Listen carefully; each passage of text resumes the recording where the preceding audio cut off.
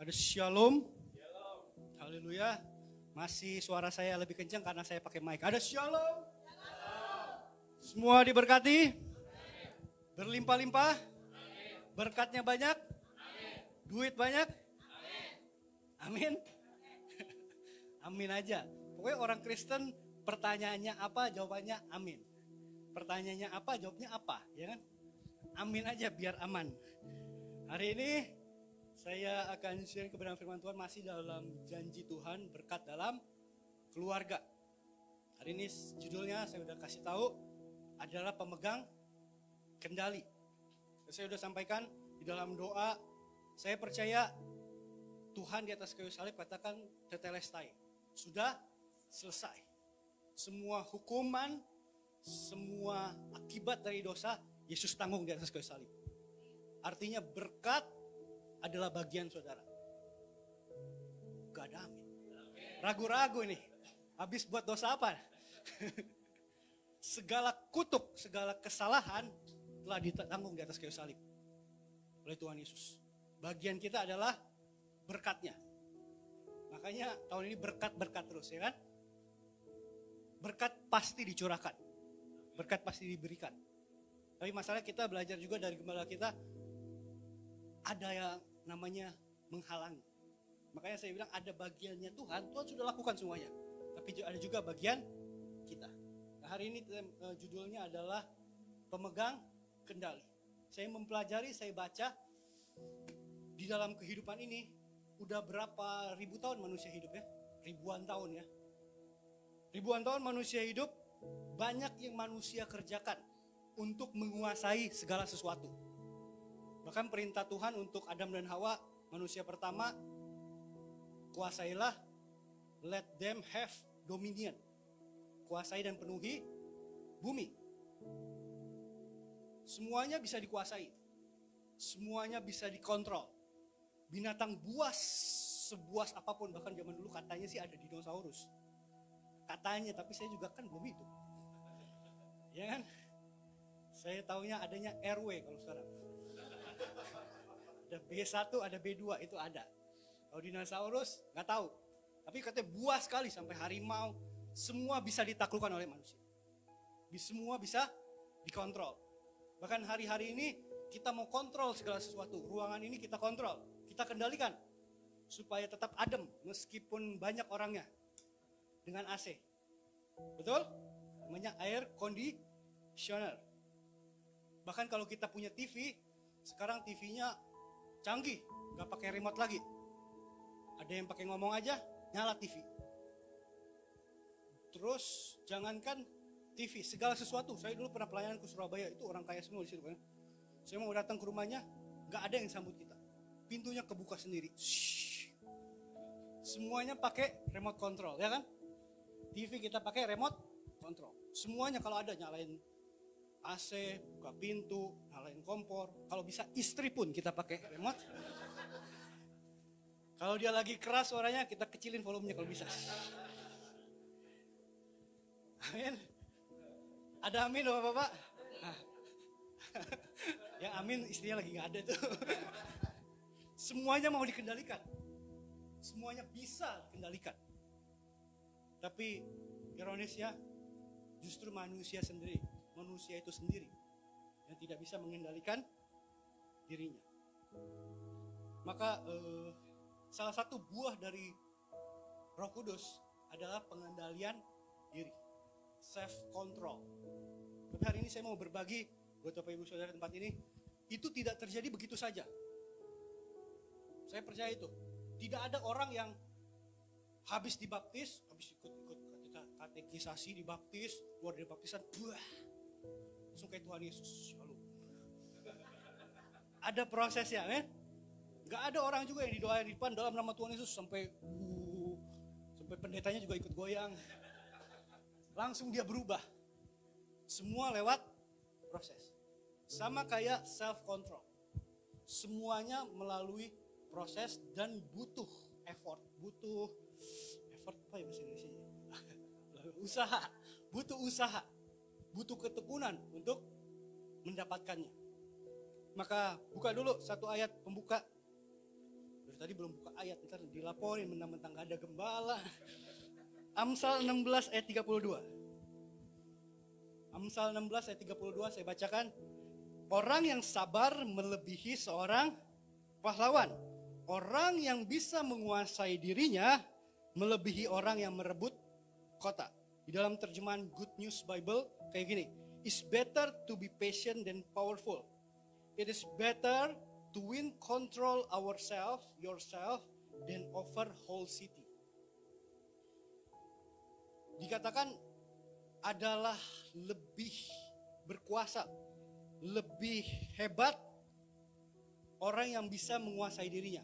Saudara harus tahu, waktu Amsal ini ditulis, kemenangan merebut sebuah kota itu adalah kemenangan yang luar biasa.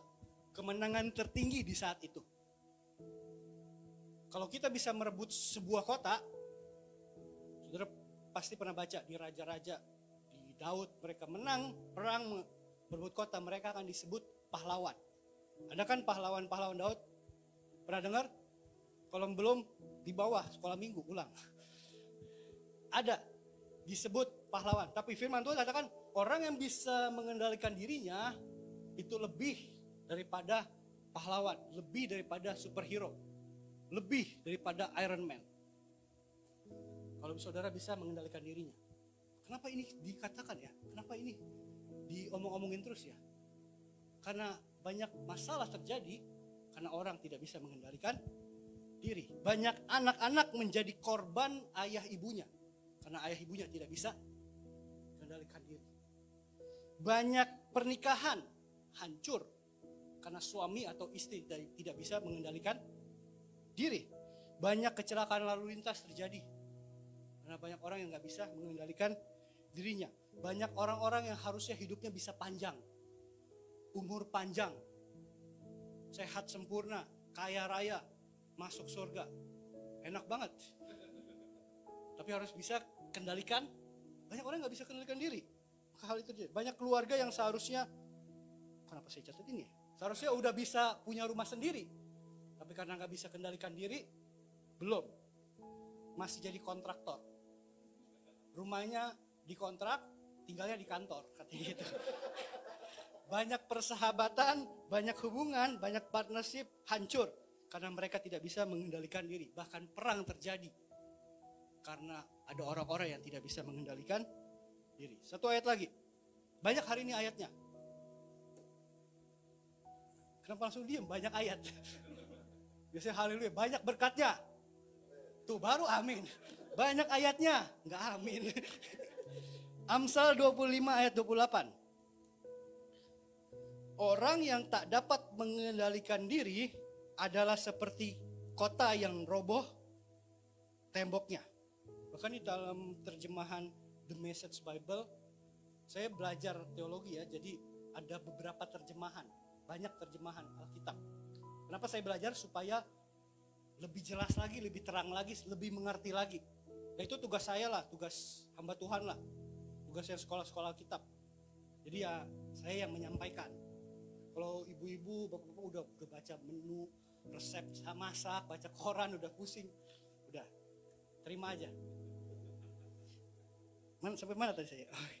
A person without self-control is like house with its doors and windows knocked out. Artinya orang yang nggak ada pengendalian diri itu kayak rumah yang nggak ada pagar sama pintu sama jendela.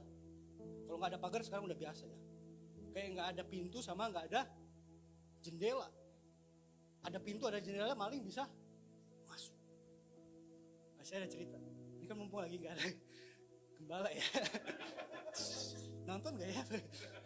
Ngomong soal rumah itu, ada suatu malam tuh ada pendeta lagi tidur, tiba-tiba ada bunyi. Ternyata ada maling di rumahnya. Ada maling. Siapakah engkau? Kata si pendeta, kan kebiasaan mungkin hari Minggu habis khotbah kali ya. Siapakah engkau? Waduh, malingnya juga kayaknya Kristen ya. Waduh, gua ketahuan. Langsung dia ngomong, apakah engkau tidak pernah mendengar? Aku datang tiba-tiba seperti seorang pencuri. Langsung pendeta bilang, apakah engkau Mesias? Sambil dia lompat pagar, Engkau sendiri yang mengatakannya. Kabur. Bagaimana tadi gue? Aduh, jadi lupa. Gak ada orang yang bisa kendalikan dirinya, sama kayak rumah yang gak ada pintu jendela. Bahkan ditulis di sini, tadi saya sudah katakan, di zaman Amsal ditulis, itu semua kerajaan, semua negara bentuknya kerajaan. Jadi pasti ada tembok besar. Tembok-tembok besar. Orang yang gak ada pengendalian diri seperti kota yang roboh temboknya. Jadi gak ada tembok sama sekali. Artinya orang yang gak punya pengendalian diri itu sangat rentan terhadap segala sesuatu. Kenapa saya mau ngomongin ini? Karena sekali lagi saya sungguh percaya, waktu kita ikut Tuhan, orang-orang yang percaya Yesus pasti diberkati. Amin. Pasti kaya raya. Curiga sama saya. Pasti diberkati. Cuma masalahnya, berkat tanpa pengendalian diri, tanpa penguasaan diri, jadinya malah petaka buat saudara. Kemarin kita komsel lagi bahas itu. Tanpa penguasaan diri, tanpa kita menguasai diri, tahu diri kita, semua berkat yang bahkan seluruh harta di muka bumi ini bisa hancur seketika. Amin. Saudara tahu kenapa orang paling kaya di dunia sampai detik ini, selama berabad-abad, akhir hidupnya penuh penyesalan. Siapakah dia? Penulis pengkhotbah. Dia adalah tercatat kalau saya baca secara orang terkaya di muka bumi ini. Tidak ada yang bisa melebihi dia. Tapi di akhir hidup ya, baru baca pengkhotbah, semuanya sia-sia. Bukan si A, si B. Semuanya sia-sia dikatakan. Karena apa? Salah satu ya karena dia tidak bisa kontrol nafsunya, kontrol dirinya. Maka pengendalian itu penting. Saya catat, life is 10% yang terjadi dalam kita. Hidup itu adalah 10%. 10% yang terjadi dalam hidup kita. Cuma 10%. Tapi 90% bagaimana kita responnya. Pengendalian diri merupakan bagian terpenting dalam tingkat kedewasaan. Karena salah satu karakter dari sifat kekanak-kanakan adalah tidak bisa menguasai diri. Paulus katakan, dahulu aku kanak-kanak, aku berpikir, bertindak, berkata seperti, tapi kalau aku sudah dewasa, aku meninggalkan. Sekali lagi saya sampaikan, itu adalah proses dan harus kita kerjakan. Manusia tidak terlahir otomatis langsung bisa mengendalikan diri. Lihat aja bayi, saya baru punya bayi 3 bulan, sehari 16 pampers. Karena apa? Karena dia belum belajar, belum tahu bagaimana cara menahan otot-otot di tubuhnya. Ngerti maksud saya? Dia belum bisa kendalikan. Kalau Bapak Ibu Saudara pasti sudah bisa. Ada yang belum bisa? Ada yang masih pakai pampers? Enggak, secara fisik mungkin enggak, belum. Tapi secara emosional, secara ini mungkin perlu pampers di sini. Oh, udah ada masker ya. Maka kita harus ngomongin hari ini, perlu nggak? Saudara soalnya kayaknya curiga sama saya. Kalau nggak perlu saya kabur nih. Daripada saya habis ngomong, semuanya kena saya lagi. Ada banyak hal yang harus kita kendalikan dalam hidup. Tapi hari ini kita akan belajar, paling enggak kalau waktunya cukup, saya sampai jam berapa nih sanggupnya? Sampai pokoknya udah nggak sanggup lambaikan tangan ke kamera, oke? Ada banyak hal, tapi di sini ada 3 aspek yang akan kita bicarakan tentang pengendalian diri.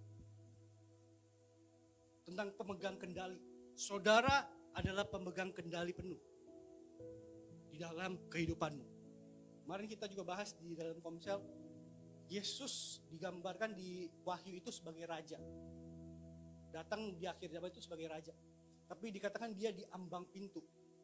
Di pintunya nggak ada apanya tadi kemarin masa nggak ada pegangannya di luar, nggak ada handle-nya. Yang pegang kendali untuk bukain pintu siapa? Pendeta, saudara sendiri, saudara dan saya. Maka kalau kita buka hati, dia masuk. Makanya kalau Roh Kudus yang pegang kendali, hidup kita seturut firman. Dia mau masuk dalam hidup kita bukan sekedar numpang. Dia mau jadi raja. Dia mau jadi penguasa. Makanya doa Tuhan Yesus buat kita, jadilah kehendakmu di bumi seperti jadilah kerajaanmu di bumi. Saudara harus tahu kerajaan itu bukan kayak republik, bukan kayak kita sekarang. Saudara punya presiden, saudara bisa protes. Ya kan?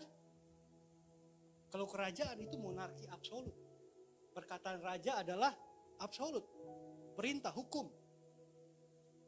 Saudara bilang Tuhan raja, tapi kalau doa, Tuhan, aku minta diberkati Tuhan. Aku mau punya rumah. Tuhan bilang, ya udah punya rumah kecil dulu, tapi Tuhan, aku maunya yang gede. Teman gerejaku udah gede duluan. Masa aku belum? Mereka kan doa gitu kan nawar ya. Ya, nggak ada sih, nggak ada yang aku. Maka yang pertama, poin yang pertama, saya mau ngajak kita, saya akan bahas ini udah sering banget ya bahas sama hamba Tuhan pasti. Saudara juga pernah dengar, tapi saya mau bahas sekali lagi. Mengingatkan kita. Karena firman Tuhan kan semuanya sebenarnya sudah tahu. Firman Tuhan di Ibrani katakan Tuhan itu taruh hukum di hati kita. Orang mau ngomong apa, pendeta mau ngomong apa, saudara sebenarnya udah tahu. Benar gak? Apalagi yang khususnya maaf ya, ibu-ibu ya. Dia kadang-kadang, saya dulu pelayanan ini bukan di sini. Di gereja saya yang lama. Kadang-kadang saya salah ngomong aja, langsung saya di SMS setelah itu. Kayak dia tuh dokter saya. Pak salah itu Pak ngomongnya tadi. Oh iya. Ini namanya juga manusia ya kan. Nih bukan nih ayatnya nih. Ada ayatnya, semua juga ada ayatnya. Yakobus 3 ayat 2. Padahal kita mau ngomongin tentang ini. Ini apa? Lidah. Sebab kita semua apa? Dan cuma saya yang baca. Kita semua bersalah dalam banyak. Barang siapa tidak bersalah dalam perkataannya, ia adalah orang yang, sama-sama bilang sama saya, sempurna. Yang dapat juga mengendalikan, diwakilkan dengan satu doang. Perkataan. Kalau kita bisa nggak bersalah, nggak pernah salah. Ada di sini yang itu nggak pernah salah ngomong? Ada nggak? Ayo angkat tangan. Kita naikkan di sini. Kita sembah dia. Ada? Ada nggak? Nggak ada kan? Dan saya mencatat, saya pelajari pada umumnya manusia itu paling senang ngomong. Paling suka berbicara. Bahkan saya baca rata-rata dalam kehidupannya manusia itu 1/5 hidupnya kerjaannya untuk ngomong. Kecuali ibu-ibu, setengah hidupnya buat ngomong. Maaf ya, tapi bener ini saya pelajari bukan ngarang loh ya, bukan. Gak usah lihat di mana-mana. Terus saya diserang. Emang gitu ya, emang gitu. Saya juga nggak tahu, memang nature-nya gitu ya. Kita lihat aja di acara televisi, saudara Pak boleh cek deh, ratingnya paling tinggi. Rating apa? Acara apa? Talk show. Kerjanya apa itu? Talk. Ngomong-ngomong. Paling tinggi semuanya. Ngomongin apa. Bahkan sekarang kalau nonton YouTube, semuanya kerjaannya ngomong. Tutup pintu, 1, 2, 3, tutup pintu, ngomong gitu terus. Ya kan? Semuanya ngomong. Saya catat di sini rata-rata 1/5 hidupnya kan. Tapi ada perbedaan antara laki-laki dan perempuan. Rata-rata katanya wanita itu 50.000 kata. Itu bukan rata-rata, itu kuota ya. Ngerti gak maksud saya kuota? Itu harus dihabiskan, itu per hari. Kuota per hari yang harus katanya sih rata-rata 50.000. Kalau pria itu 15.000 sampai 20.000. Saya tahu itu banyak yang kurang juga. Karena saya lihat banyak bapak-bapak yang kerjanya diem. Ya kan? Sampai kalau dia kurang ngomong sampai itu jadi masalah buat keluarganya ya kan. Kok lu diem aja sih? Ya kan? Rata-rata gitu, kurang lebih 50.000. Kan tadi saya bilang kuota ya. Kuota itu harus dihabiskan. Makanya bangun pagi, masak aja dia ngomong tuh. Katakanlah dihabiskan kuota 5.000 lah buat sarapan ya kan. 5.000 tuh. Ya 5.000 sisa 4.500. Dianterin anaknya sekolah. Di sekolah, wah udah tahu lah. 10.000 habis. 15.000 tinggal 35.000. 35.000 habis pulang sekolah dia ke tukang sayur. Gerobak sayur. Saudara tahu? Menurut penelitian CIA, gerobak sayur itu adalah tempat pertukaran informasi terbanyak di dunia.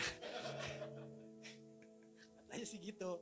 Ya kan kalau di tukang sayur kan, Bu tahu nggak sih? Ya, di sini nggak ada ibu-ibu di sini kayak gitu, nggak ada. Amin. Ibu-ibu di kompleks saya itu. Di situ bisa 20.000 kata bisa habis lah di situ ya. Nah biasanya disisain itu. Biasanya ibu-ibu sisain kuota 5.000 sampai 10.000. Buat apa? Buat di rumah sebelum tidur. Dia pasti ngomong. Pak kalau nggak ngomong tuh kayak ada gimana gitu ya Bu ya. Kayak ada yang kurang itu hidup saya hari ini. Jadi saya kasih tips saya buat bapak-bapak. Iya aja. Dengerin aja. Saya sering dengerin mama saya ngomong, istri saya, mudah-mudahan dia nggak nonton. Saya kasih tahu rahasianya nih ya. Ini rahasia. Namanya rahasia kan nggak boleh kasih tahu ya. Gini Pak rahasianya supaya lancar, aman, nggak berantem. Kadang-kadang kalau nggak mau denger tuh marah loh. Saya suka dimarahin istri saya. Saya kan lagi balas chat, dia lagi ngomong. Ya kalau pria itu kan nggak bisa ya. Nggak bisa itu kerjain satu hal, terus sambil dengerin susah. Pria emang fokus kan. Kan saya pernah ngomong juga pria itu memang matanya juga fokus, semuanya fokus. Bedanya kan waktu itu saya pernah kasih tahu. Kalau buka dari pandangnya tuh fokus. Kalau buka kulkas tuh cowok tuh ya, buka kulkas mau cari barang dia pasti palanya gini kan. Mana ya? Ada di situ tapi carinya gimana ya? Ya. Kalau ibu-ibu buka, oh itu langsung lihat semuanya. Sama kayak kalau cewek-cewek lihat cowok. Cewek ada cowok ganteng lagi nyanyi di gereja.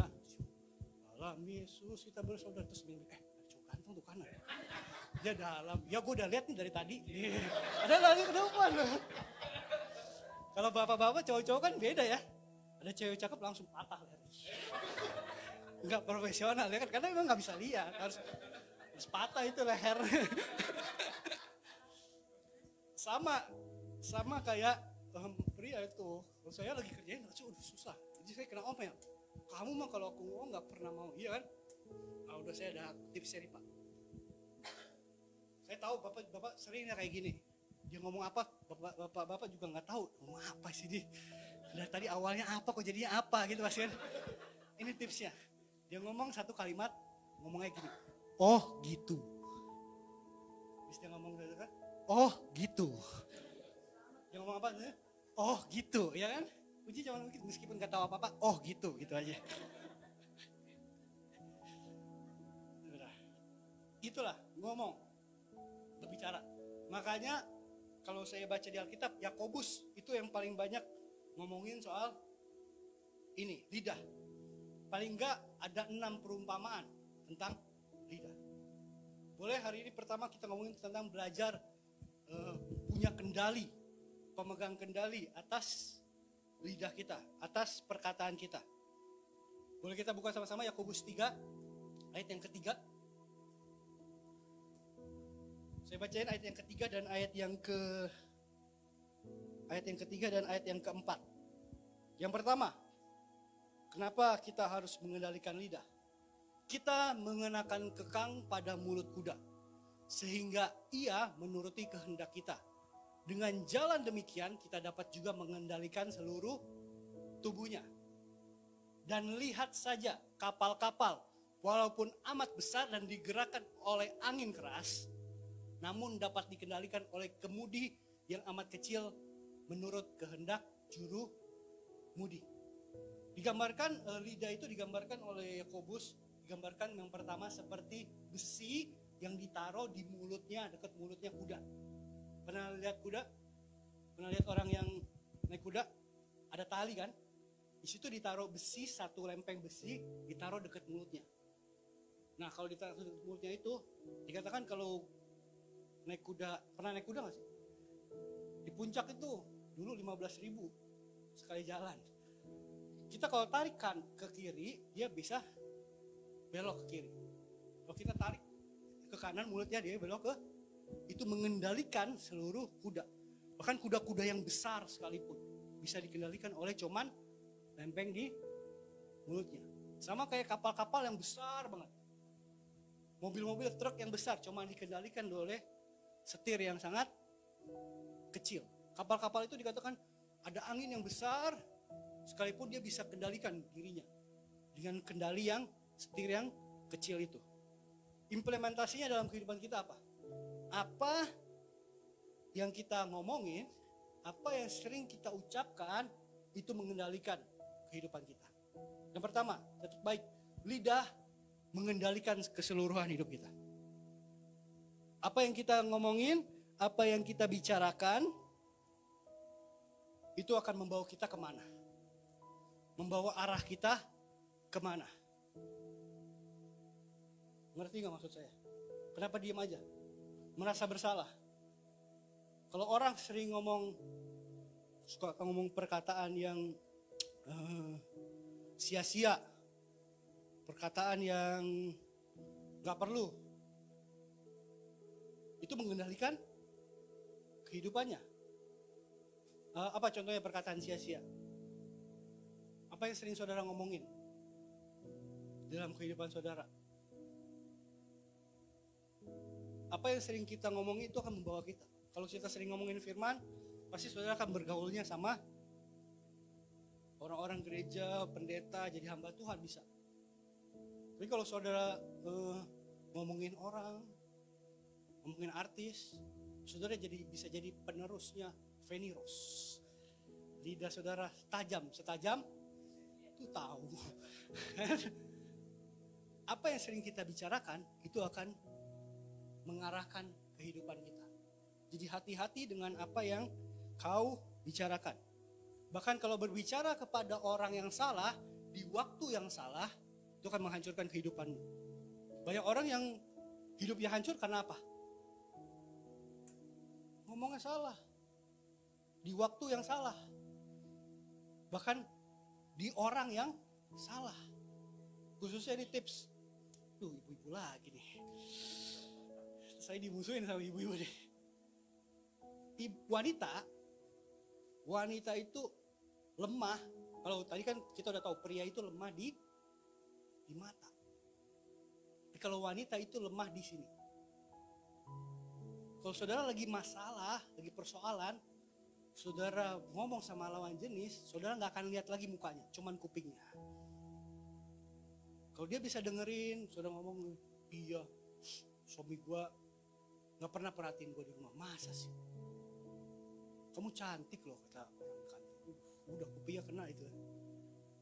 Hati-hati dengan siapa kita bicara di waktu yang salah, kita bisa jatuh ke tempat yang salah. Ngerti gak maksudnya? Anak-anak muda khususnya yang dalam pergaulan suka mati deh gue. Halo? Suka ngomong sembarangan, apakah beneran mau? Ngerti maksud saya? Apa yang sering kita ngomongin itu akan mengarahkan kehidupan. Makanya pemazmur Daud itu berdoa begini tipsnya. Tuhan awasilah mulutku, ya Tuhan berjagalah pada pintu bibirku. Jadi apa yang sering kita ngomongin itu akan mengarahkan. Sama kayak saudara kalau lagi nonton talk show. Yang ngomong duluan itu mengarahkan pembicaraan. Ya kan? Kalau kita lagi ngobrol, yang mulai ngomong duluan itu bisa memancing. Keributan terjadi akan apa? Karena ada yang mancing. Mancingnya pakai apa? Mancing mania. Pakai lidah. Pakai mulut. Jadi hati-hati. Memang, sekali lagi kita minta Tuhan jaga. Memang tidak mudah menahan yang namanya emosi kalau keluar. Apalagi khususnya saya dulu, teman saya banyak. Orang Medan, Papua, Ambon, Manado. Ada di sini orang Medan? Banyak teman saya sering ke Medan. Saya sampai pernah khotbah di Parapat. Orang Medan, maaf. Maaf. Tapi bener gak sih kata, ini bukan kata saya katanya. Orang Medan itu ngomong dulu baru. Kebanyakan, tapi di sini gak ada. Jadi udah bertobat, udah dibaptis mulutnya. Banyak orang kan ngomong dulu ya kan. Saya mau sampaikan nih tips lagi. Kalau kita udah keluarin kata-kata dari mulut, saudara gak bisa sedot lagi. Ngerti maksud saya? Hati-hati. Kalau marahin anak, kalau marahin istri, hati-hati. Saudara keluarin, saudara mau sedot, sampai kering itu gak bakal sedot lagi. Dan tadi pagi saya udah ngomong, apalagi bapak-bapak jangan salah ngomong sama istri. Karena istri itu penerima, conceiver. Istri itu mengandung, mengolah. Saudara kasih dia tempe bisa jadi tempe goreng. Saudara kasih dia duit jadi masakan, ya kan? Ya kan? Kalau kasih duit jadi barang. Memang kalau yang duit soal duit ya, mendingan yang pegang duit cewek, wanita. Karena ujungnya jadi barang. Kalau bapak-bapak biasanya kalau kebanyakan jadi orang. Katanya gitu. Ini sih nggak ada lah. Katanya. Udah jangan serius-serius. Mumpung nggak ada Pak Gembala.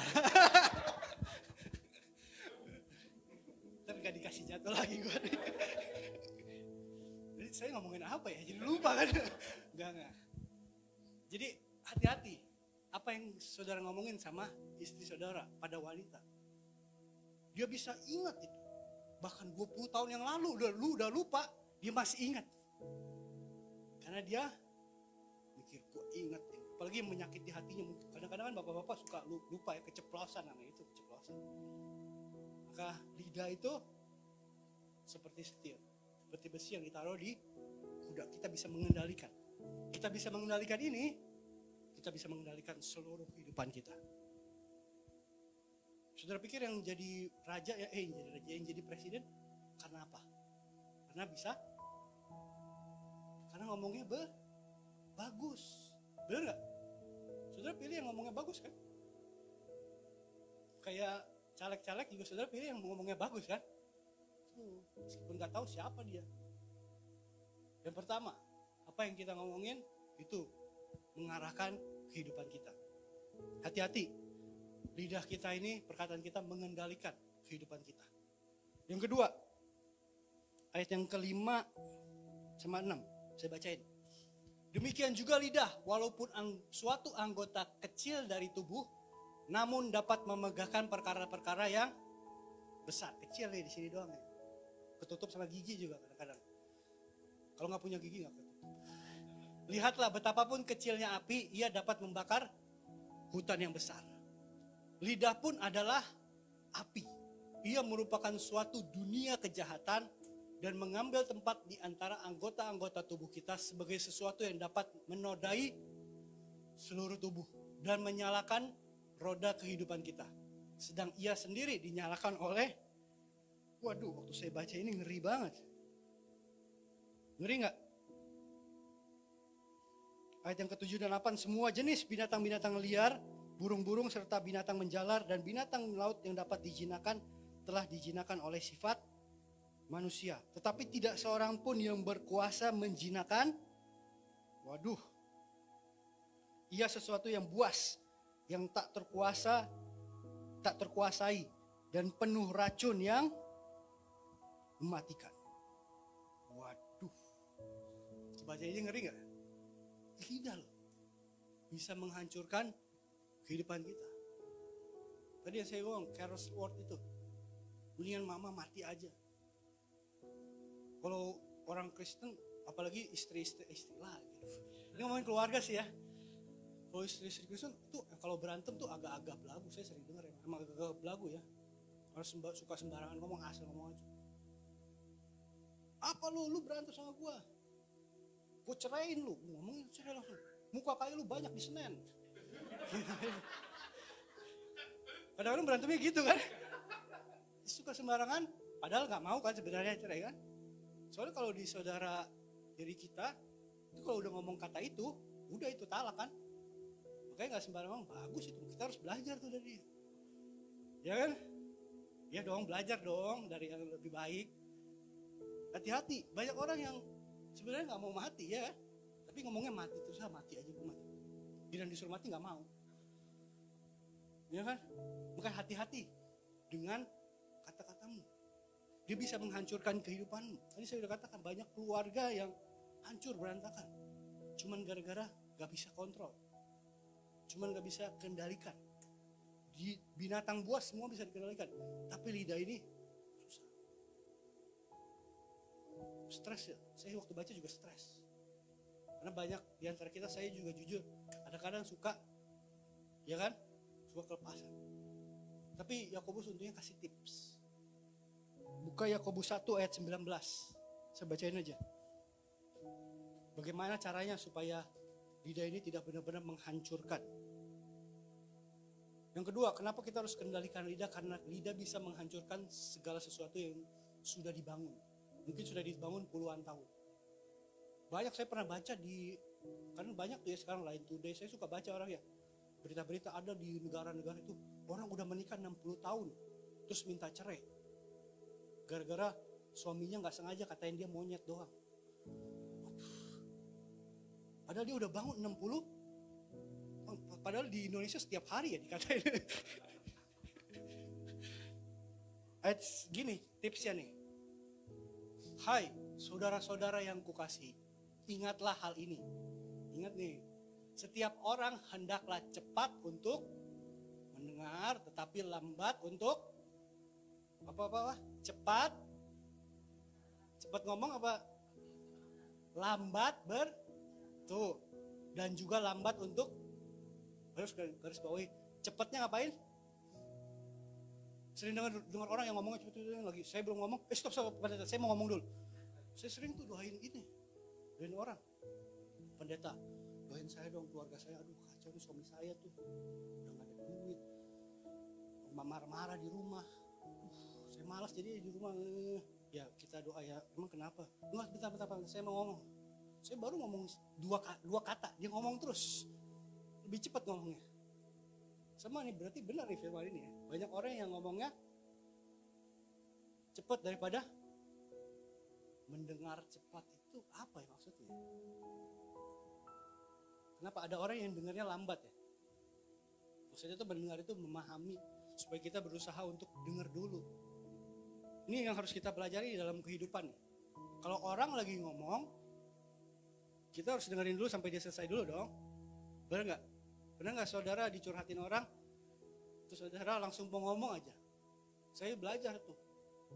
Saya dulu waktu ke konseling, saya kan belajar ilmu konseling juga. Saya masih amatir dulu belajar. Saya kan tahu semua firmannya. Wah, dia mau ngomong ini, gue tahu nih firmannya. Gue langsung ngomong. Lama-lama nggak ada yang mau konseling sama gue.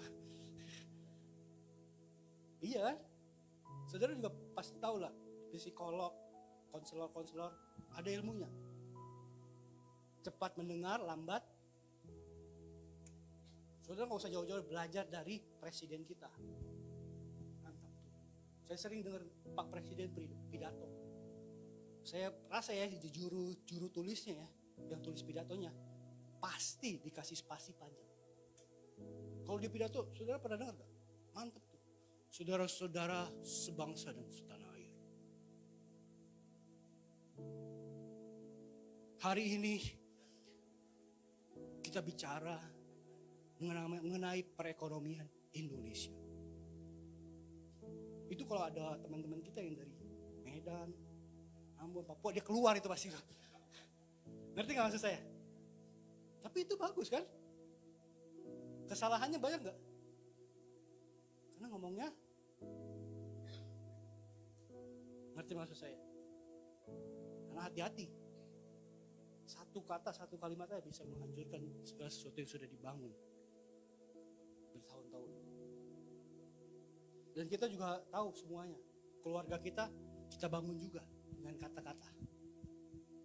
Saudara mendidik anak-anak saudara dengan apa? Kata-kata. Saudara mengasihi suami dan istri saudara dengan kata-kata. Pak, masih sering ngomong itu enggak? I love you. Buru-buru. Udah gue jadi gak enak, udah gak usah deh. Jujur amat tuh. Buru-buru kata, ya memang gak apa-apa. Memang diteliti, saya kasih sampaikan ya, diteliti, memang pria Asia itu, khususnya Asia Timur kayak Indonesia gitu, itu memang gak romantis, biasa. Beda sama Eropa, kayak gaya-gaya Eropa. Sebelum tidur, I love you honey gitu kan. Manggilnya juga honey, sweetie. Kalau ibu-ibu kan dipanggilnya, woi, sini woi. Ya kan? Tapi memang gitu kan, beda-beda setiap orang menyampaikan ekspresinya tuh beda-beda. Jadi saudara nggak bisa menyalahkan. Suami saya nggak romantis, nggak bisa. Memang udah gitu, kaku ya udah gitu. Tapi kan hatinya bapak ibu udah tahu lah, ya kan. Tapi ya sekali-sekali lah, sekali-sekali ngomonglah I love you ya, sekali-sekali nggak apa-apa. Nggak ada capek juga kan ngomong I love you doang. Aku sayang kamu cantik, ya. Gitu dong. Sekali-sekali lah puji kata-kata. Jadi saya mau ngomong apa ya? Itu yang kedua. Lidah bisa menghancurkan sama ini. Kalau nanti yang mudah-mudahan nih saya kasih tips. Memang katanya tuh dalam ilmu psikologis panggilan itu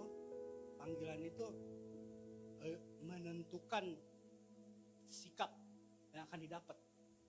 Mau tanya beberapa deh. Pastor Robi sama Ibu Bendahara panggilannya apa? Panggilannya kalau di rumah. Mama Papa. Nama aja ya. Oh iya. Memang ada levelnya, ada kelasnya. Kelas berantem lebih tinggi sama lebih rendah. Bener ini saya baca, makanya saya sharing. Kalau saya sih masih awal menikah panggilnya baby. Baby. Itu kan baru 1 tahun, kalau 20 tahun kan kita nggak tahu. Aduh, semoga dia nggak nonton. Kalau yang romantis tuh, baby, honey, sayang, itu berantemnya dikit.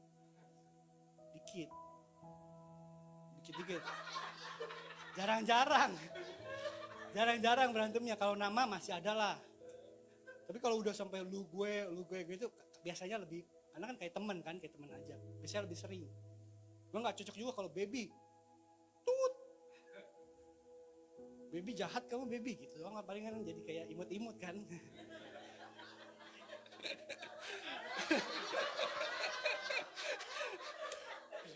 Beneran nih, pasti kalau Pak Gembala nonton gak dikasih khotbah lagi. Yang ketiga, ini udah berapa lama sih? Yang ketiga, ayat 11 sampai 12. Yang pertama tadi karena lidah mengendalikan seluruh hidup kita, seluruh tubuh kita dan hidup kita. Yang kedua karena lidah bisa menghancurkan kayak api. Api itu kecil aja. Jangan api kecil itu kebakaran hutan itu kenapa? Karena api yang kecil. Yang ketiga, karena lidah menunjukkan diri kita sebenarnya. Ayat 11, adakah sumber Yakobus 3. Adakah sumber memancarkan air tawar dan air pahit dari mata air yang sama? Tanda tanya. Coba jawab. Adakah sumber air tawar memancarkan air pahit sama? Enggak ada. Saudara-saudaraku, adakah pohon ara dapat menghasilkan buah zaitun dan adakah pokok anggur dapat menghasilkan buah ara? Demikian juga mata air asin tidak bisa. Jadi apa yang keluar dari mulut kita itu dari dalam. Ada nggak? Saudara pernah dengar nggak? Emang ini saya ini, mama ini memang mulutnya jahat, tapi sebenarnya hatinya baik. Pernah dengar itu? Nggak sesuai firman itu. Nggak usah. Di sini ada yang punya teman dokter, boleh tanya. Di sini ada dokter nggak? Cita-cita jadi dokter? Mau apa ya? Mau jadi dokter? Kalau saudara tahu ilmu kedokteran, dokter itu kalau periksa kita, ada beberapa dokter yang profesional, dia nggak usah pakai stetoskop, nggak usah lihat apa. Dia cuman kasih lihat, suruh kasih keluarin lidah aja, dia bisa tahu kita lagi kurang apa, lagi sakit apa. Jadi apa yang keluar dari dalam hati kita itu bisa keluar dari mulut. Sama kayak kondisi tubuh aja, kondisi fisik aja, kita bisa dilihat dari kata-katanya. Jadi buat cewek-cewek ini yang masih muda, jangan lihat dari isi dompetnya. Kalau susah lihat kepribadian dalamnya, lihat.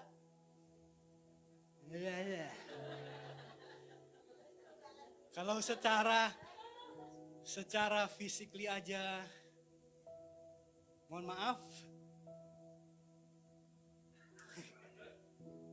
dari keluar kata-katanya aja kurang bagus, baru pacaran aja udah dikata-katain.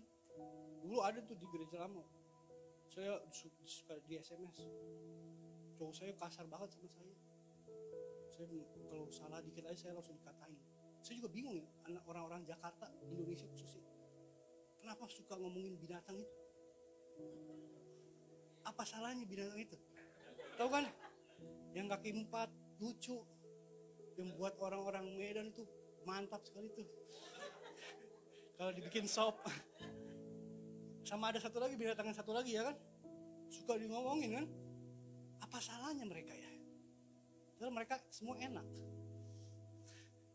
Udah siang-siang lagi. Kenapa suka diomongin? Saya bilang, waduh, kalau udah pacaran aja, udahlah, coba kamu, ya udah, awal-awal kan masih pacaran, ya udah, saya bilang, misalnya, ya udah, dikasih tahu aja, siapa tahu dia bisa berubah. Dia minta maaf kan, dia udah minta maaf. Terus berapa lama kemudian konseling lagi, cerita lagi, wah saya dikatain kemarin saya hampir mau dipukul. Waduh, mau dipukul, langsung putus aja, udah putus. Saya kasih tahu nih yang muda-muda nih, kalau cowok pacaran aja udah main tangan dan pukul, menikah lu dimutilasi pasti. Bener, pacaran aja udah iya. Iya kan? Masuk akal nggak? Itu nggak usah pakai ayat, itu pakai logika aja. Ya kan? Tapi masalahnya banyak, apalagi cewek-cewek karena aduh, udah dipukul. Pak pendeta saya mau konseling lagi. Kenapa lagi? Ya saya berantem lagi. Loh, kan kemarin udah suruh putus. Iya, aduh, memang sih kita udah putus, tapi ternyata saya nggak bisa lepasin dia. Udah, Yesus. Ini nih yang bikin pendeta kena stroke ini kayak gini nih. Ya udah, lu pergi aja dah, nggak usah konseling sama gua. Lu berdua sama-sama gila. Udah. Apa yang keluar dari mulut kita itu pasti dari hati. Kita nggak bisa sembunyikan. Semakin orang ditekan, semakin kita menggali ke dalam, air mata itu bakal semakin keluarnya. Saudara jangan lihat dia waktu awal pacaran, apalagi waktu di gereja. Semua laki-laki di gereja itu mirip Tuhan Yesus. Semua nyembahnya gini, sampai kadang-kadang kena atau.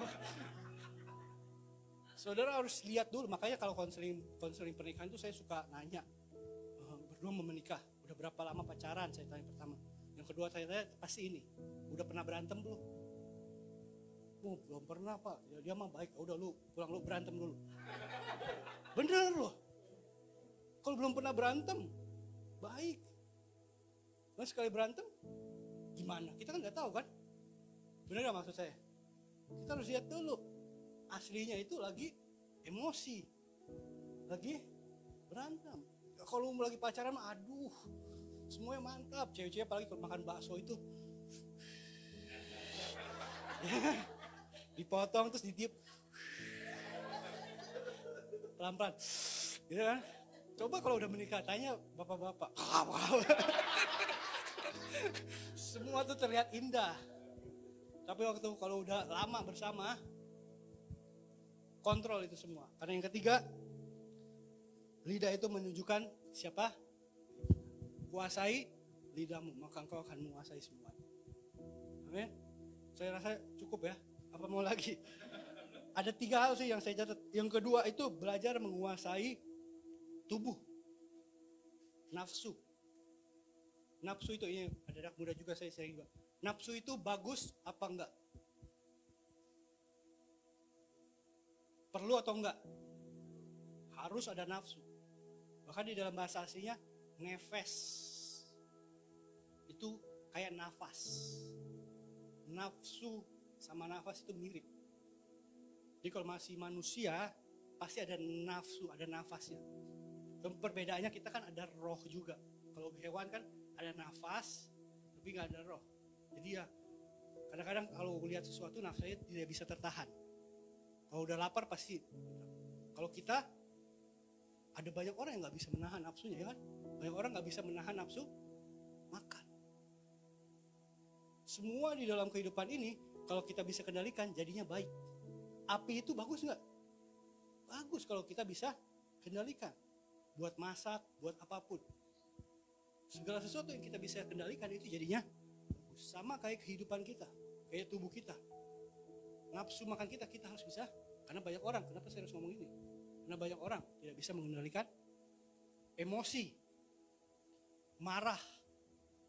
Tidak bisa, itu kan nafsu juga, termaksud nafsu. Untuk marah.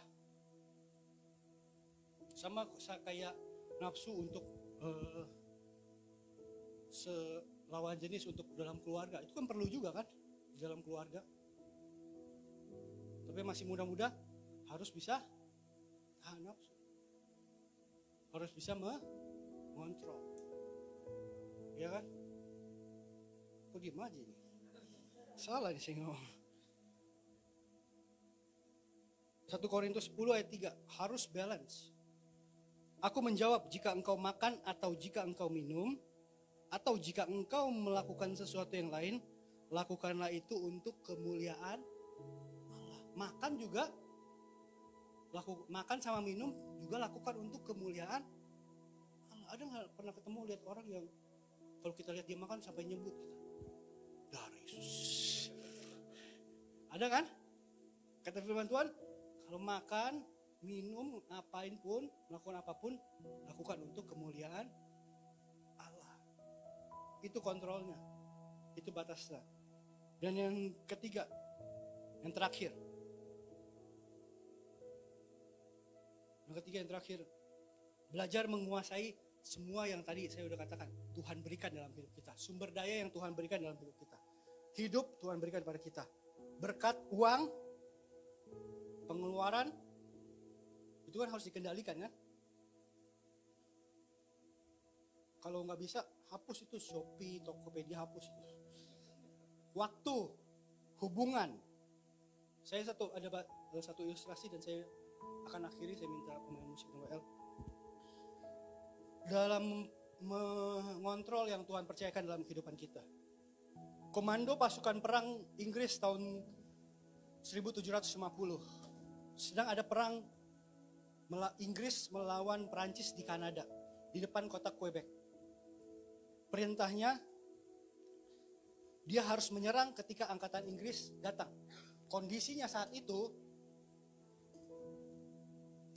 pasukan perang Inggris itu lagi dalam keadaan menang. Jadi komandonya mengatakan ini sama semua tentaranya. Ayo kita latihan. Tadi di kota Quebec itu banyak patung-patung. Kita latihan. Kita tembakan meriam-meriam. Amunisi-amunisi ke patung-patung itu kita latihan. Sambil nunggu musuh datang. Maka dia tembak. Akhir dari cerita, mereka kalah perang. Ini benar-benar terjadi. Kenapa mereka kalah? Karena mereka sudah menghabiskan semuanya di awal. Berkat, emosi, kekuatan semangat saudara, semuanya Tuhan sediakan dalam kehidupan ini. Kalau kita hambur-hamburkan, habis-habiskan, tidak kita kontrol, di saat yang tidak tepat, keadaan yang buruk datang, bagaimana itu terjadi?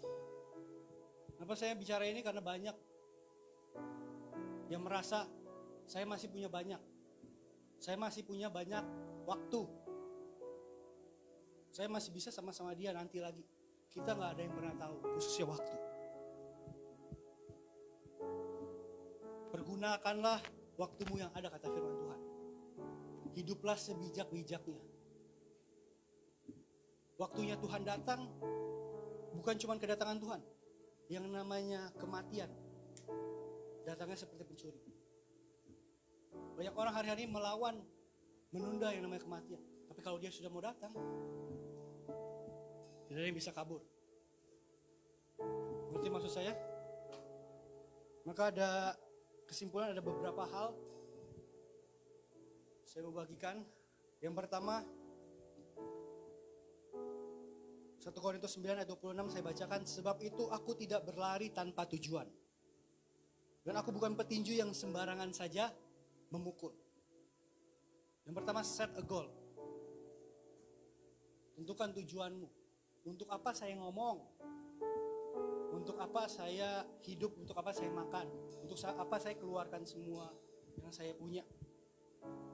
Dalam kehidupan ini, setiap kita harus punya yang namanya target. Ngerti maksud saya? Hiduplah dengan bijak. Set a goal. Yang kedua, latihan. Latihan secara badani dan secara iman. Latihan tubuh memang terbatas tapi penting. Ngerti maksud saya? Apalagi latihan iman. 1 Korintus 9 ayat 27 berkatakan, tetapi aku melatih tubuhku dan menguasainya seluruhnya. Supaya sesudah memberitakan Injil kepada orang lain, jangan aku sendiri ditolak. Nah, kita semua tidak terlahir langsung bisa mengendalikan diri kita. Semua harus dilatih. Yang emosinya besar, saya tidak menyalahkan, tapi kita bisa melatih diri kita. Itu tidak bisa langsung hilang ketika kita doakan. Kita harus melatih diri kita. Sidlow Baxter pernah ngomong, bukti dari seseorang kepenuhan Roh Kudus bukan dia bisa berbahasa, bisa menguasai bahasa roh, sikirara, rabadata sikir, tapi dia bisa menguasai lidahnya. Banyak orang hebat bahasa rohnya. Di Surabaya ada sekolahnya, ada pendeta, bahkan saya pernah dengar tuh, saya kalau di rumah itu ngomong sama istri saya pakai bahasa roh, mama sikir rabadata sikir, datang bawa makanan. Apakah itu bukti dia kepenuhan Roh Kudus? Lihat saat dia dalam tekanan dan apa yang keluar dari mulutnya. Bukti Roh Kudus ada dalam diri kita, kita bisa kendalikan apa yang kita punya. Tuhan mau kita menikmati hidup di bumi seperti di surga. Maka disiplinkan diri kita. Tidak ada sukses tanpa yang namanya perjuangan. Saya percaya itu. Dan yang terakhir, jangan hidup sendirian. Kita hidup punya keluarga. Bahasa saya, get a mentor. Cari orang-orang yang, kalau misalnya saya lemah, saya cari orang yang lebih senior dari saya. Mungkin saya akan cari Pastor Robi, lebih senior dari saya, coba tuntun saya, tolong saya. Kita perlu orang lain untuk itu. Kita gak bisa langsung mengendalikan diri kita sendiri. Terbuka, cari mentor, minta pertolongan orang lain. Catat ini, semua orang di muka bumi ini butuh pertolongan. Tapi tidak semua orang bisa jujur terbuka hatinya. Makanya Yesus datang ke dalam dunia, namanya Yesus. Yeshua HaMashiach. Artinya apa? Sederhana, penolong. Dia bisa tolong kehidupan kita di segala aspek. Saya berhenti sampai sini. Jadilah pemegang kendali dalam hidupmu sendiri. Jadilah pemegang kendali yang membawa keluargamu menerima berkat Tuhan. Saya sering ngomong ini sama teman-teman saya, gak usah jauh-jauh ke neraka. Orang bisa menikmati neraka di bumi ini kalau hidupnya tidak sesuai firman Tuhan. Menemukan pasangan yang salah, keluarganya berantakan. Dan gak perlu jauh-jauh ke surga. Janji Tuhan, hidupmu di bumi seperti di surga. Janji Tuhan. Kalau kita pegang janjinya, apa yang kita lakukan, hidup di bumi ini seperti di surga. Saya bisa lihat senyum saudara, supaya saya bisa merasakan surga di tempat ini. Tuhan Yesus memberkati. Kita berdoa. Kami bersyukur buat, terima kasih buat kebenaran firman Tuhan siang hari ini. Hamba berhenti sampai di sini, tapi kami percaya Tuhan tidak pernah berhenti bekerja, mendatangkan kebaikan di dalam kehidupan kami. Ke setiap pribadi, hari ini hamba tidak tahu ya Tuhan, yang datang dalam pergumulan masalah apapun. Kami percaya Engkau Yesus, Tuhan Yesus Kristus, Yeshua HaMashiach, penolong terutama dalam kehidupan kami. Maka Engkau yang tuntun setiap langkah kami. Pertemukan kami dengan orang-orang yang benar, yang baik, yang bisa membawa kami keluar dari setiap masalah persoalan. Mampukan kami untuk mengendalikan diri kami, sehingga kami ya menjadi orang-orang yang bisa menjadi pemegang kendali dalam kehidupan ini. Berdoa buat setiap pribadi, hari ini terima kekuatan yang baru, terima sukacita yang baru, damai sejahtera yang baru. Karena kami percaya sesuatu yang besar Tuhan sediakan buat setiap kami. Terima kasih Tuhan, di dalam nama Bapa, Putra, Roh Kudus, di dalam nama Tuhan Yesus Kristus, kami berdoa, kami mengucap syukur sama-sama, kita katakan amin.